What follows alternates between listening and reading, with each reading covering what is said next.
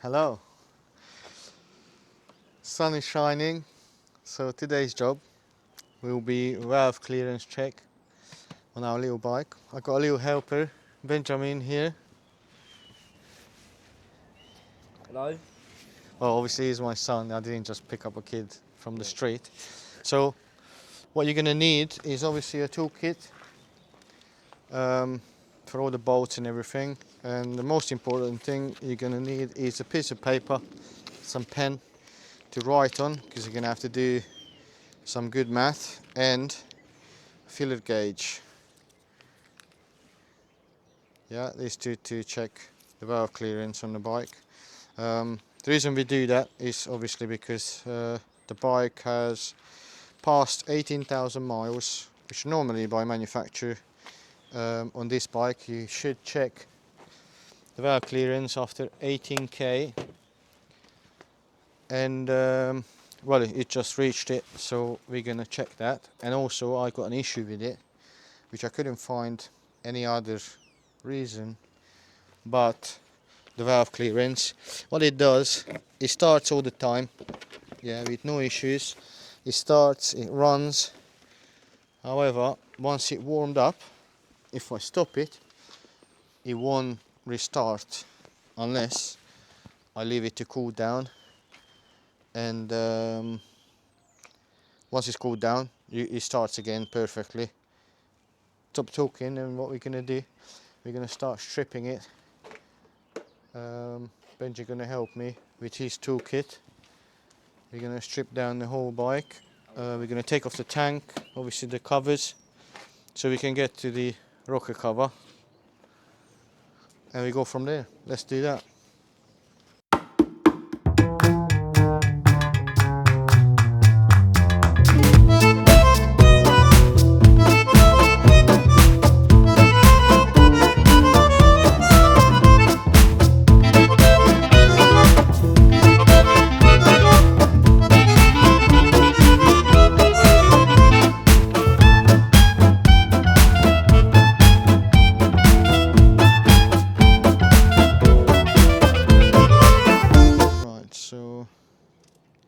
See the intake.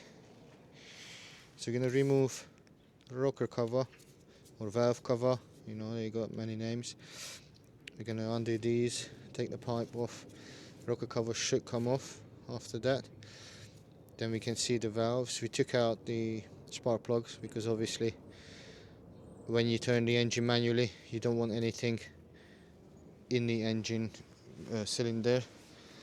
Then to turn the engine, all you do is remove that cover, and behind there you can have the crank bolt which you can twist, and obviously that will turn the engine. I will show you again in a little while.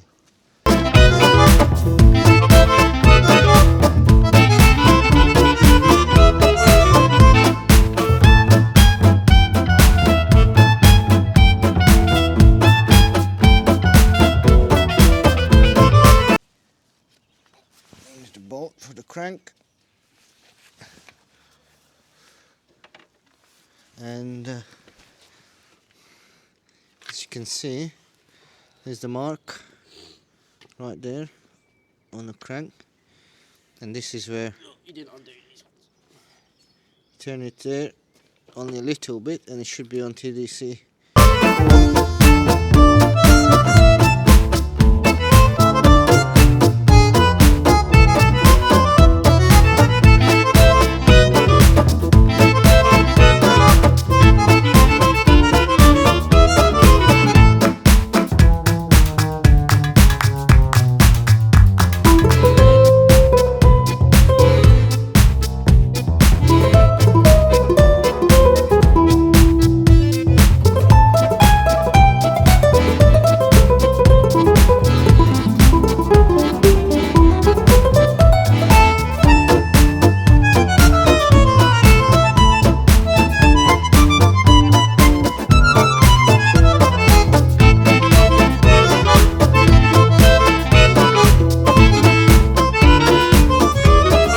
So we got, how many valves do you have?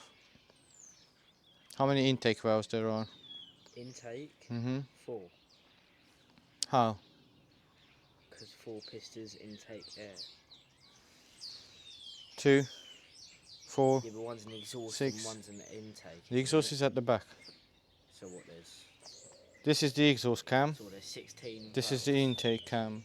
Yeah, because 4 valves each cylinder, and it's 4 cylinder, right? Yeah, 4 times 4.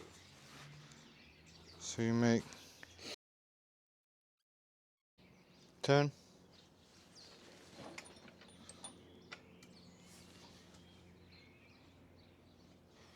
Slowly go. Stop.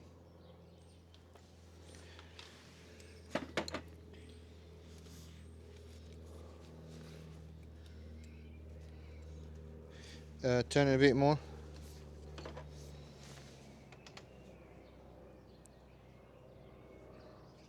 Stop.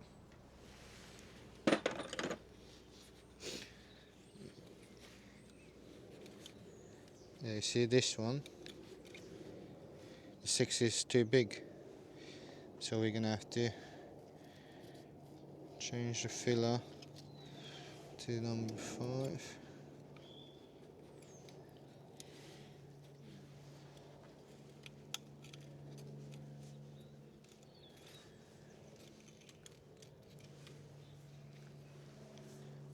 Okay, so we are back home, so I can show you the measurements. First, I will show you some technical stuff, which obviously people normally tell you and advisable to the way you turn the cams is to turn the crank and go by the TDC mark. However, so the way you need to measure them is, as you see, as long as the cam lobes are pointing upwards in a way, yeah, you can measure the valve clearance. Yeah, so it doesn't have to be exactly on the marks or anything like that. You just turn the engine, obviously always clockwise, don't turn it backwards. You turn it clockwise, then obviously you stick your clearance measuring tool in between the bottom of the cam lobe and where the valve goes up. Yeah, so that's one. So the measurements, as you can see, these are the measurements on the top. Always measure cold, so if you run the bike you will need to let it cool down, because the measurements will change. Yeah, so I measure them in cold. On the top you got the intake, so you got cylinder 1, 2, 3, 4, and you got the 2 valves, 2 intake valves for each cylinder. As you can see that the intakes, most of them are, I mean all of them really are within the specs. The first one is 0.15 millimeter, second one 0.15, 0.15, 0.15, 0.15, 0.13, 0.13, 0.13. Then what's out, obviously I done 3 sets of measurements to be sure that I'm getting the right measurements. You can also see it in, obviously the measuring tool will tell you in the thousandths of an inch, but we're not going to bother with that because, you know, it's just too complicated to calculate. It's much easier to calculate in metric. So then you have the exhaust. Yeah, all 3 measurements for the exhaust valve clearance, 0.1, 0.15, 0.15, 0.15, that's 0.15 again, and the last one is 0.18 and 0.15. So the measurements are in obviously hundreds of a millimeter. When you're taking out your shims, which I have here, and I'm gonna show you a good one, which hopefully you will be able to see. As you can see, let's see if I can. Not sure if you can read that, but it's 168. Number 168 on it. What it means, that is 1.68 millimeter shim. Yeah, it's this thick. So that means it's 1.68 millimeter. You do have, yeah, so first a standard vehicle clearance, obviously for this engines. This is a GSR 600 2007. It's a 4-cylinder 598cc, I think. However, there is many of the bikes have this. Let's say a GSXR 600. Yeah, they use the same engine from 2004 till I think 2010 or 2012. But the way you measure it and the way you do the math and everything is going to be the same for all the engines. Yeah, there is only a couple of them which is not going to be the same, but all of them, which just the normal engines, they're going to be the same.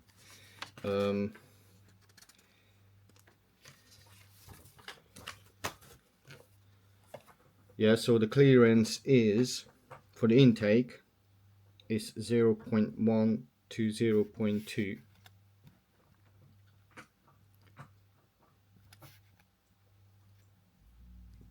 millimeters. For the exhaust is 0.2 to 0.3.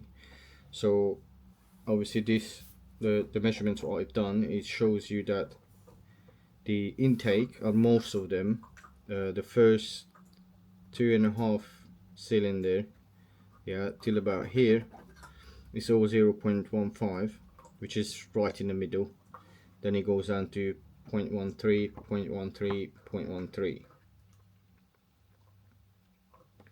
Yeah, on all of them, 0.13, 0.13. So what I need to do is, well, with the intake I wouldn't need to do anything, but I'm still gonna set them, the ones which are lower, I'm gonna set them to a little bit higher, so they're gonna be on 0.15 as well. Yeah, so which means for the 0.13 millimeter I need to add 0.02 millimeter, 0.02 millimeter. Yeah, again 0.02 millimeter. I need to change my pen, this is rubbish.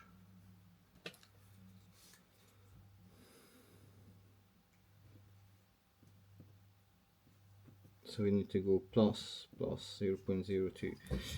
On the exhaust one, all of them out, and that's why I had quite possibly the once it warmed up, it wouldn't restart. You could push start it, you couldn't jump start it, but you could push start it. You'd like bump start it, you know. You push the bike in first gear, pop the clutch out, and it will start easy, very easy. Not even one whole turn in the engine, and it will start. So in my guess, it's because, yeah, all of these valve clearances are out, meaning that the valve, obviously on these ones, because it needs to be 0.2 mil minimum, yeah, it means that the valves stay open, the exhaust valves. Yeah, as you can see, 0.05 millimeter difference to 0.2, and that's the lower end. So you have a lot more out. So what we're gonna do, we're gonna set all of these to the middle, which will be 0.25. Yeah, so the minimum is 0.2 and the maximum it can be is 0.3. Yeah, so we're going to set it to 0.25, which means this one need a clearance of plus 0.15, this one 0.1, this one 0.1, 0.1, 0.1, 0.1, this one is 0.07, and this one is 0.1. So you don't add to the shim, is you take away, because obviously you want the gap bigger. Yeah, the gap, the clearance is not big enough. So this is obviously how to do the clearance check. What you can see, I'm just going to show you a couple of illustrations. As you can see, it shows you here as well. It's a 170 shim. Yeah, number 170, meaning it's a 1.7 millimeter thickness.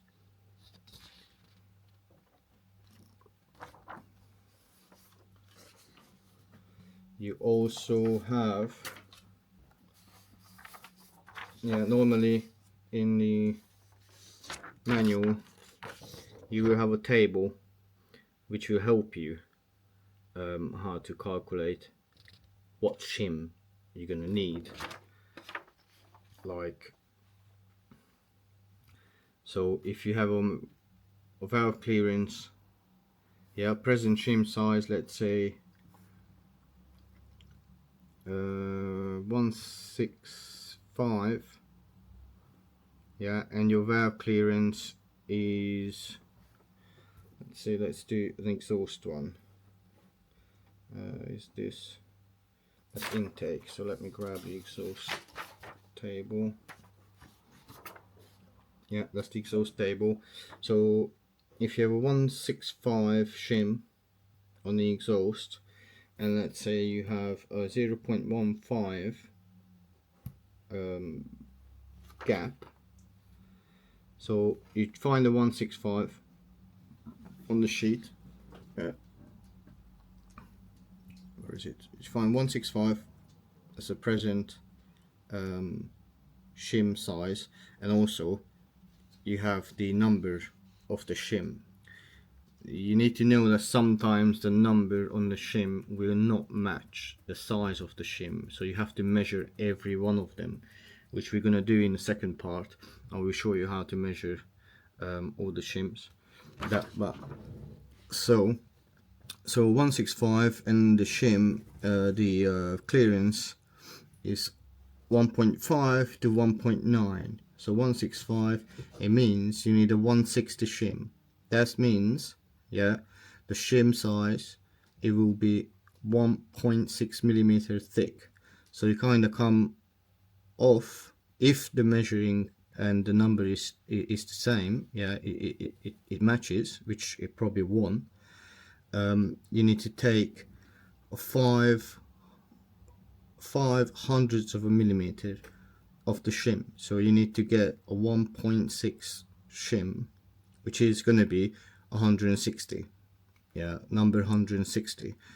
But when you order them, I do advise to always measure at least twice, just to be sure. Okay, measuring the shims and stuff, I will come back to you, and obviously to putting it back in the second part. I hope you well, enjoy the video. If you have any questions, just pop them in the comment, and I'll see you in the second part. That's me and my son in the tank. Alright then, bye.